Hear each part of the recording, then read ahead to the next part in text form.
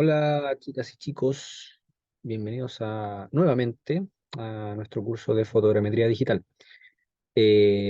Vamos a comenzar con la unidad 2, la cual ya vamos a poco a meternos en este mundo de la fotogrametría. Lo anterior era netamente un preámbulo de concepto, historia y algunas cositas básicas necesarias para poder comprender la fotogrametría. Les comparto pantalla con la diapositiva respectiva. Bueno, ahí cambié el fondo para hacer esto un poco más entretenido. Estos son los contenidos que vamos a revisar. Vamos a partir con los dos primeros elementos básicos de la fotogrametría y visión estereoscópica, y de ahí vamos a dividir el video para ir segmentando esto y que sea un poco más llevadero. Habíamos definido antes el concepto de fotogrametría, que era una ciencia que utilizaba fotografías para poder generar modelos tridimensionales, ¿cierto? Esos eran uno de los productos, y se podía analizar la forma, dimensiones y posición de los objetos en el espacio. Eh, Típicamente la rama más común y por la cual es famosa la fotogrametría es el uso de imágenes aéreas. También cabe destacar que también se puede hacer fotogrametría terrestre, de hecho, así comenzó. Eh, bueno, sin mencionar el tema de los globos, ¿cierto? Que era inicialmente, ya lo habíamos comentado en el video anterior, que así nadar tomaba imágenes aéreas desde un globo. Eh, pero bueno, es una de las maneras más comunes que se conoce la fotogrametría. Bueno, antes de hacer un proyecto fotogramétrico, y esto lo vamos a ver más adelante en videos más de otras unidades, de cómo se elabora un proyecto, vamos a indagar superficialmente qué es lo necesario para realizar un proyecto fotogramétrico, qué elementos se necesitan. Primero que todo, cuando partimos nuestro proyecto, nos preguntamos ya, ¿a qué altura vamos a volar? O, para poder definir estos objetos, porque claro, mientras uno toma una imagen lo más cerca posible, más nítida nos queda, ¿cierto? Con mejor resolución, se ven mejor los detalles, pero quizás no es necesario tanta cercanía, porque si yo me acerco mucho a los objetos, mi campo de visión disminuye, ¿cierto? Y quizás me va a costar más, voy a sacrificar tiempo, esfuerzo, energías en poder abarcar una tremenda área con mucho detalle. Quizás no es necesario, quizás con de una sola foto o una sola imagen, una sola toma, podría tomar toda la zona de interés, porque quizá no necesito tanto detalle, necesito solamente ver una casa y no ver detalles tan pequeños como, no sé, el ancho de la solera, tapa de alcantarilla, etcétera, y solamente quiero ver una construcción que es mucho más grande, ¿cierto? Y ahí no necesito tanta resolución. Entonces, para poder realizar eso y poder determinar esa escala, es que existe esta gráfica que vemos aquí, eh, es una relación entre la escala de la imagen y la escala del plano que nos va a resultar a partir de esas imágenes, ¿ya? No tiene mucho sentido, no sigue reglas de tres ni nada, o sea, usted lo ve y es así, ¿ya? Se ha determinado de manera empírica. Si usted toma imágenes, para eso tenemos esta MB, es igual a uno partido por MB, minúscula. Esa es la escala de imagen y está en el eje de las ordenadas, ¿ya?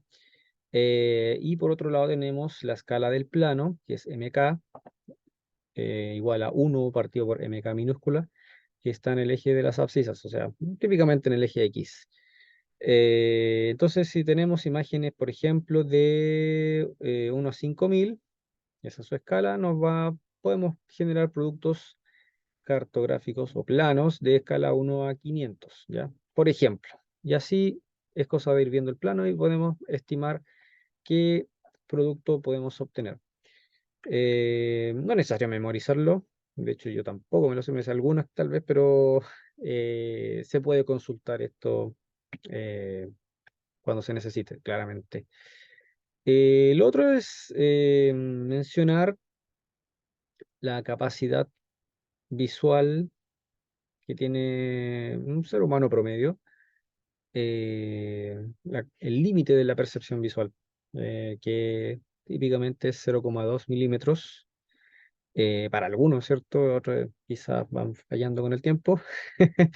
Eh, pero bueno, o sea, si tenemos una lupa, ya nos da un superpoder y podemos agudizar esta capacidad logrando para algunos 0,02 milímetros. ¿Ya? Eh, y con esto nosotros ya podemos ver en una imagen aérea objetos típicamente del terreno. Por ejemplo, bueno, en una zona urbana podemos ver, no sé, pues me refiero a los límites, a donde empieza una cosa, un objeto y termina otra. Por ejemplo, acá podemos ver dónde empieza la vereda o quizá ver la base de un poste, ahí se ven unas sombras, ahí, ¿cierto? Ahí se ve algo clarito y una sombra que se proyecta, entonces ahí ya podemos más o menos definir dónde está la base de ese elemento y hasta dónde está la punta, dónde están las paredes, los techos, etcétera. Esto se refiere con objetos naturalmente registrados y los artificialmente registrados. Artificialmente se refiere a hechos, bueno, todo esto aquí artificial, pero se refiere a elaborados de manera con el fin de ser detectados por una imagen aérea. Por ejemplo, esta diana que se ve acá, que, bueno, es blanco y negro, o sea, hay un claro contraste y está destinado para que nosotros podamos decir, aquí está justo el centro de este punto, ¿cierto? Porque acá, chuta, la vereda es gris y el suelo que está contiguo a la vereda también es gris, pero una tonalidad más leve, entonces es un poco más difícil saber dónde empieza y termina una cosa con la otra. A raíz de eso, de esta capacidad, nosotros podemos generar una tabla eh, con lo que acabamos de mencionar, y estas son respectivas escalas. Eh, y esto, claro, uno lo coloca acá. ¿Y cómo nace todo eso? Básicamente acá yo hago un desglose y hago el ejercicio de jugar con las escalas, por ejemplo, para el primer caso, que para una escala unas 5000. Simplemente voy a multiplicar el denominador de la escala por la capacidad visual que se mencionó anteriormente, utilizando una lupa, por ejemplo, que nos agudiza nuestro superpoder del límite de la percepción visual y ahí podemos finalmente obtener este resultado que es 0,1 metros que está aquí en la tabla. Y lo mismo para el caso de puntos de apoyo, que son estos puntos hechos con dianas que están claramente definidas y ahí también se obtiene el mismo valor que está acá en la tabla. Entonces, haciendo el ejercicio para cada caso y aumentando el denominador de la escala, podemos repetir esto y así vamos a obtener esos valores que están en la tabla. Entonces, de esta forma, nosotros vamos a poder tener una referencia de qué objetos nosotros vamos a poder definir en nuestra futura imagen aérea y decirle a nuestro cliente, mire, nosotros es necesario hacer un vuelo de tal escala para poder lograr ver ciertos objetos. ¿Ya? No sé, por ejemplo, ahí dice 0, o sea, son 10 centímetros acá. Vamos a poder ver objetos de 10 centímetros y más grandes, o sea, se van a poder definir ese tipo de elementos en terreno, ¿ya? Una tapa de alcantarillado, por ejemplo, de estas tapas redondas, me parece que deben tener un radio de 60 centímetros, o no, perdón, un diámetro de unos 60 centímetros, entonces se van a poder definir sin complicación, si ese es el límite de percepción visual. ¿ya? Si yo quiero definir cosas más pequeñas, entonces tengo que el denominador irlo disminuyendo, ¿ya? No sé, pues uno a 500, uno a 1000, y de esta forma se va a poder agudizar y reducir el tamaño de píxel resultante.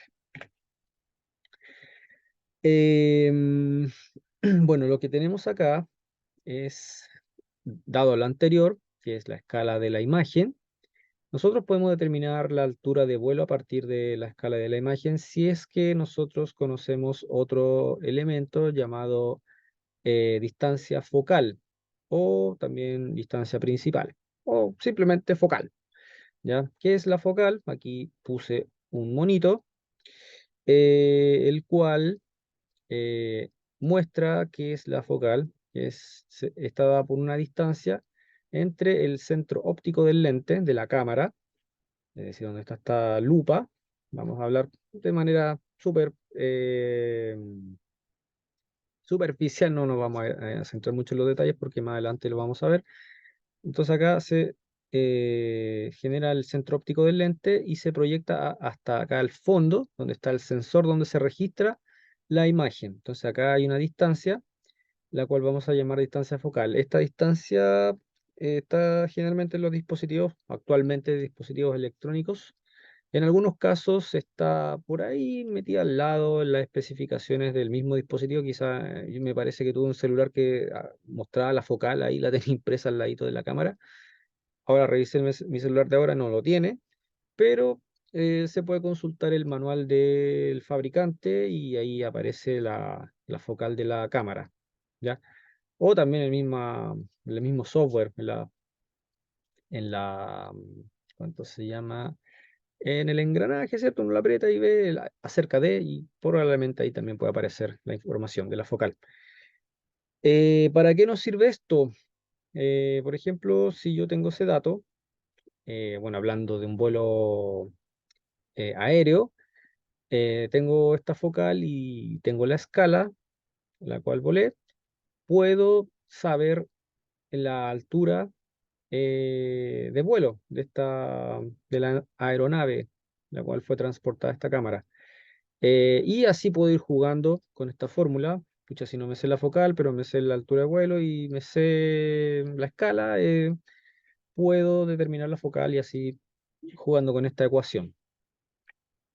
Acá entonces tenemos una imagen eh, que representa lo anterior, o sea, está el avión volando. A veces esta figura está al revés, o sea, el triángulo es inverso, pero acá, claro, forma una pirámide.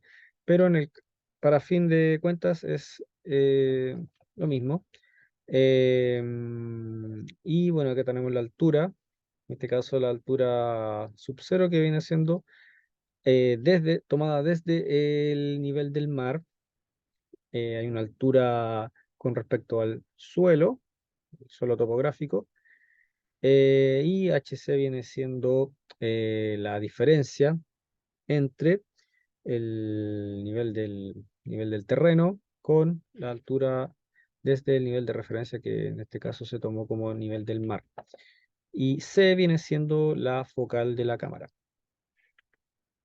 Entonces, de esta fórmula, o sea, de esta imagen, perdón, se desprende la fórmula y esa relación que está ahí. Em,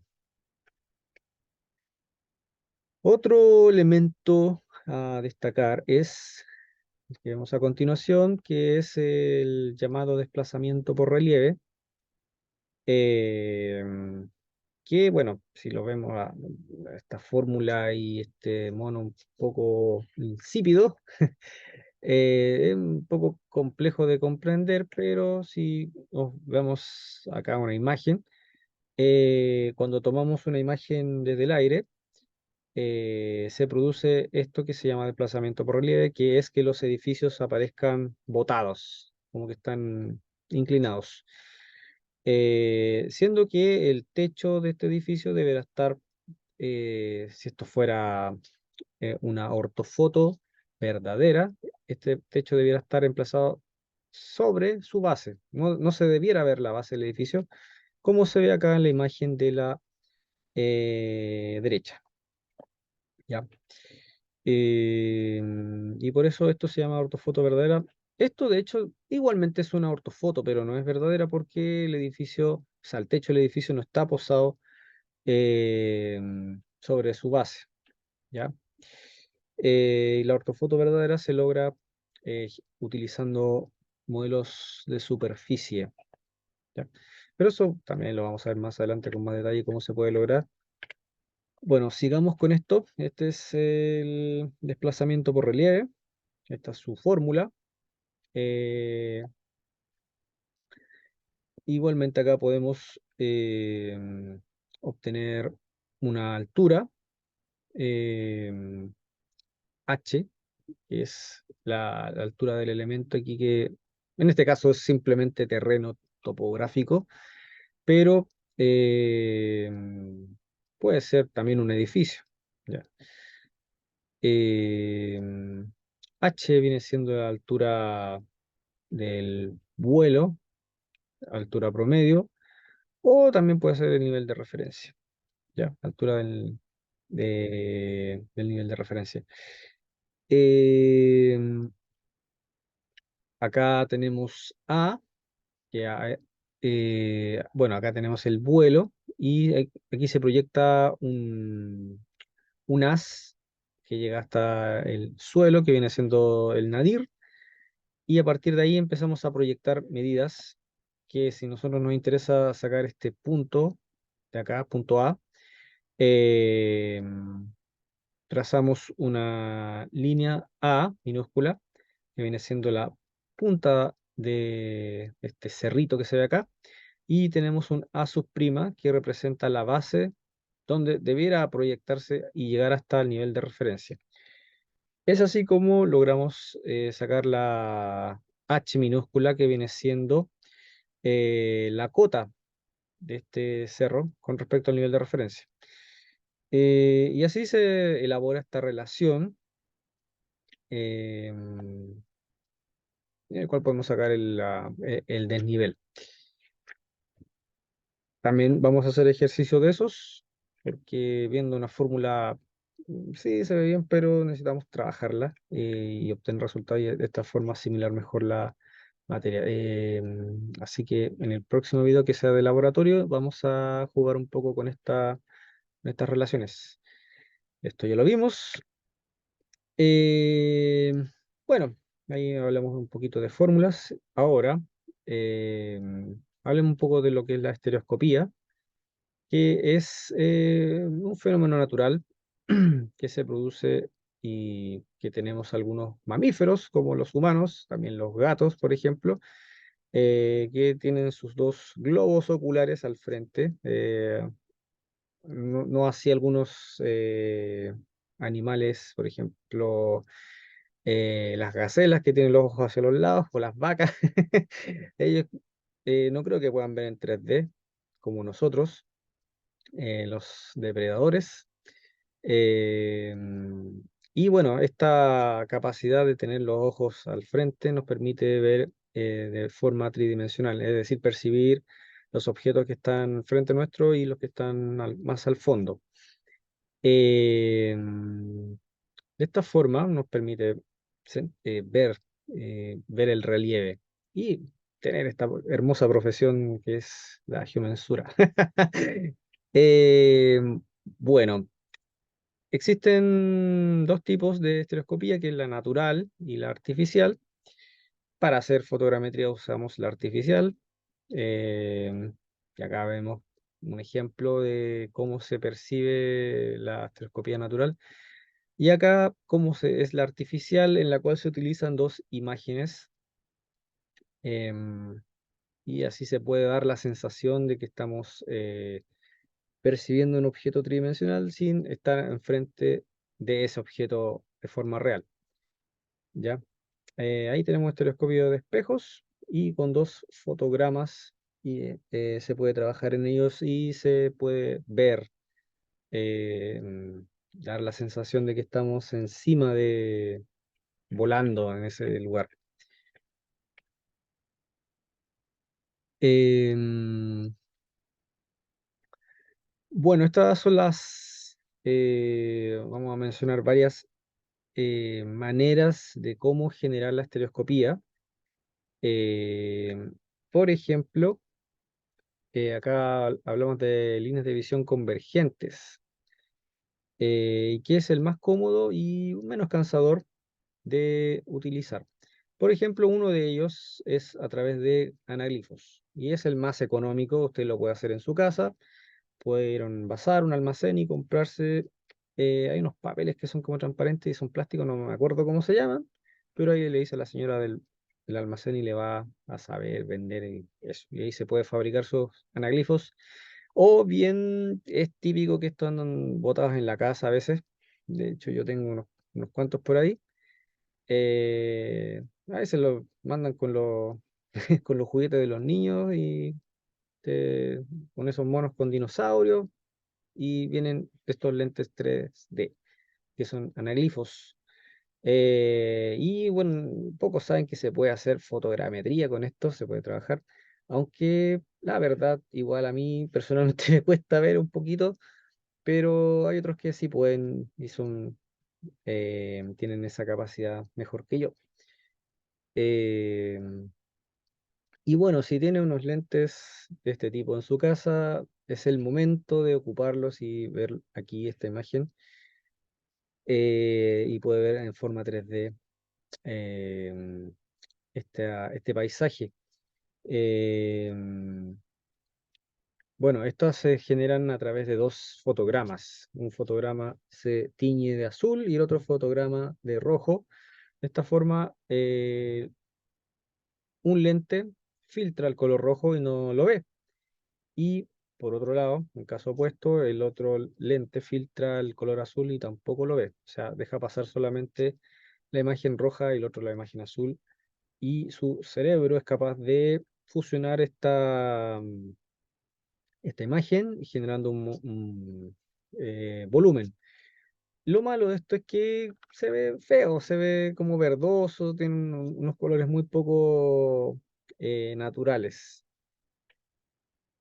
Y eso es como que mata un poco la magia, pero es lo más sencillo y económico de usar. Por otro lado, dentro de los otros métodos más eh, menos cansadores para la vista, tenemos la polarización, ¿ya? Y este es uno de los métodos más modernos y este es súper antiguo, muy, muy, muy antiguo. Y estos son más actualizados. Tenemos polarización con una pantalla, que es la que se ve acá. Y la gracia de esto, por ejemplo, si usted ha ido al cine y ha visto películas en 3D, yo fui a ver El Señor de los Anillos en 3D y se veía espectacular. Y ahí utilizamos polarización con una pantalla. Acá los lentes están, eh, tienen filtros distintos para cada ojo. Funciona con el mismo principio que acá, pero tienen rayas o eh, mallas también que filtran la imagen que se proyecta en pantalla. Por otro lado, tenemos polarización con dos pantallas, que se ve acá. Esto está compuesto de dos pantallas y un vidrio sobre el cual la persona que está viendo ve a través de este vidrio y puede ver las figuras en 3 dimensiones. Aquí les dejo un enlace, se los voy a dejar acá abajo en este video, en la descripción, para que vean, no es por hacerle publicidad, pero es al menos una de las marcas que encontré que tienen estos dispositivos. Ahí aparece la persona ahí trabajando con fotogrametría. Em, Veamos qué más. Ah, bueno, y estos, cabe destacar que estos son lentes pasivos, ¿ya? Porque hay otros que son activos que vamos a ver un poquito más adelante, un par de diapositivas más adelante. Por otro lado, tenemos observación de líneas paralelas. líneas de visión paralelas. Tenemos el clásico, y vamos subiendo en intensidad de cansancio de los ojos. Eh, este es el estereoscopio de bolsillo, ¿ya? Acá, bueno, aquí no encontré, yo tampoco tengo de estos estereoscopios en mi poder, una vez vi en ellos, eh, y se deben utilizar dos fotogramas. Acá, claro, hay uno solo y de aquí no nos sirve. Deben ser dos y hay que colocar este dispositivo encima de los dos fotogramas y claro, tiene que haber un solape entre los dos fotogramas. De esta forma se puede ver en tres dimensiones, similar a lo que tenemos aquí el caballero. ¿Ya? Bueno, este no es de bolsillo, es una cuestión gigantesca, no se puede meter a bolsillo esto, pero este sí, ¿ya? De hecho, hay unos videitos por ahí, en YouTube estuve mirando. De hecho, vi uno súper terrible que esta persona cortaba el fotograma. Espero que haya sido una copia, pero lo cortaba con un cortacartón y empezaba a armar ahí un, un collage con los fotogramas. Yo hubiese optado simplemente por poner uno encima de otro y haber jugado un poquito ahí. Eh, Eso, finalmente tenemos por separación temporal de imágenes. ¿A qué se refiere esto? Estas son las gafas o lentes activos, y la gracia de esto es que estos son electrónicos, son más pesados, son más cansadores para la vista y son pesados, me imagino, para la nariz. Bueno, la gente que usa lentes debe saberlo bien. Eh, Son unos lentes pesados que tienen cable y batería. Bueno, todo un dispositivo electrónico que se pone encima y le hace el peso en la nariz a la persona que lo ocupe. Eh, y bueno, el chiste de esto es que la pantalla va mandando diferentes imágenes, las cuales estos lentes van filtrando un ojo y el otro. Aprende y apaga, aprende, apaga, aprende, apaga. De esta forma, el ojo va visualizando y captando una de las imágenes que envía la pantalla, ¿ya? Por cada ojo. Pero esto ocurre a tal velocidad que nuestro cerebro no es capaz de captar esas titilaciones y lo ve eh, como una secuencia continua, ¿ya? No hay descanso. Pero bueno, de esta forma podemos percibir en tres dimensiones con estos lentes activos. Eh, bueno, no está en el enlace aquí. Bueno, hay cosas de investigar un poquito. eh, yo revisé igual, hay hartos videitos sobre esto de lo que son los gafas activas versus gafas pasivas. Y ahí se muestran los casos de estos lentes con los que están acá. Estos son los pasivos. Y bueno, aquí hay una muestra de cómo se ven. eh, En el caso de usted colocarse estos lentes, ocurre esto. Para el caso de los activos, que son estos de aquí, pasa esto, que un ojo se tapa porque, claro, estos lentes al ser electrónicos, uno de los lentes del ojo, no sé, pues, ojo izquierdo, se apaga y no ves nada, pero el ojo derecho se activa y puedes ver, y es lo que te manda la pantalla. Luego pasa el proceso inverso, se prende el izquierdo y se apaga el derecho y así, pero ocurre a tal velocidad que no se percibe y así uno puede ir viendo en tres dimensiones. Y por el lado derecho y centro tenemos los lentes pasivos, los que son un poco más baratos, porque estos son los activos que son más caros y son más pesados y son más cansadores, pero tienen mejor resultado, porque acá no se pierde la calidad de la imagen y acá se pierde un poco, porque claro, aquí lo que se sacrifica son líneas de píxeles que se pierden de la imagen. Puede ser de esta forma lineal o con una malla, y de esta forma se puede filtrar la imagen para un ojo y para el otro, y se va jugando con una especie de prende y apaga. Así que eso, esto es, les dejo de compartir porque esa era la última diapositiva de la cual hablamos sobre estereoscopía. Ya, voy a hacer otro videito más que voy a hablar de paralaje. Va a ser un poco más corto.